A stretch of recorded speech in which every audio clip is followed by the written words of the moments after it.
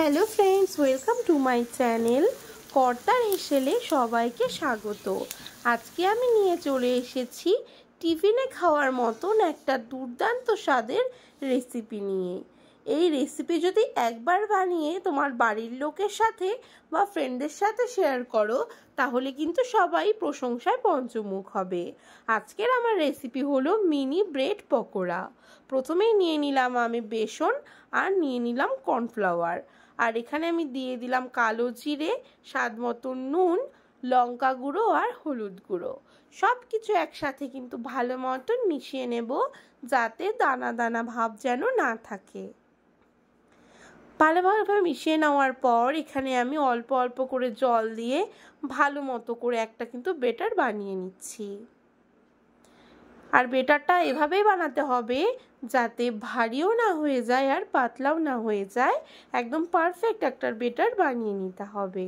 আর এখানে আমি 4টে সিদ্ধ করা আলু নিয়ে নিয়েছি। আর এই রকম একটা গ্রেটার দিয়ে সবগুলো আলু কিন্তু আমি ভালো মতন গ্রেট করে নেব। আলুগুলো গ্রেট করা হয়ে গেলে এরপর আমি একটা কড়াইয়ে সাদা তেল দিয়ে খুব ভালো মতন গরম করে নিলাম তেল। এরপর এখানে দিয়ে দিলাম আমি গোটা জিরে, আর এখানে আমি দিয়ে দেবো পেঁয়াজ কুচি, আদা কুচি আর লঙ্কা কুচি। সব কিছু একসাথে কিন্তু ভালো মতন করে ভেজে নিতে হবে।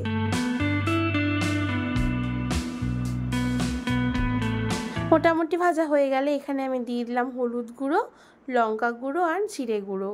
সব কিছু একসাথে আমি আবারও নেড়ে চেড়ে মিশিয়ে নেব। এরপর গ্রেট করে রাখা আলুগুলো কিন্তু আমি দিয়ে দেব। আর সব কিছু মিশ্রণ আমি একসাথে ভালো মতন ভাজা ভাজা করে নেব।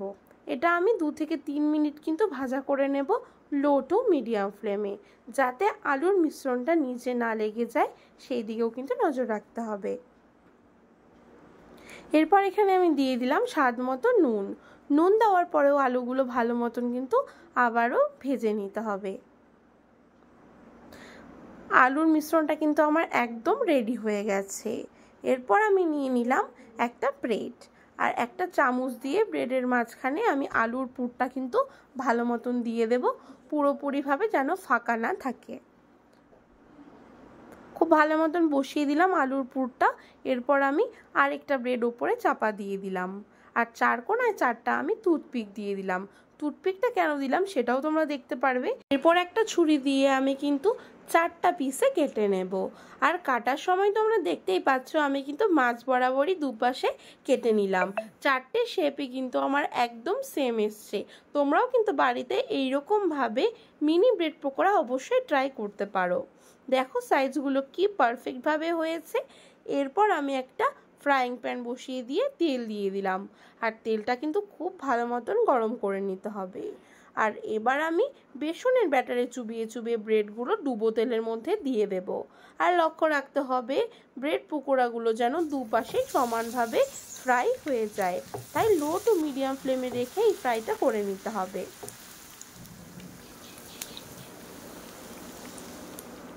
এক পাশ ভালো মতন ভাজা হয়ে গেছে, এবার আমি উল্টো পাশটাও কিন্তু ভালো মতন ভেজে নেব।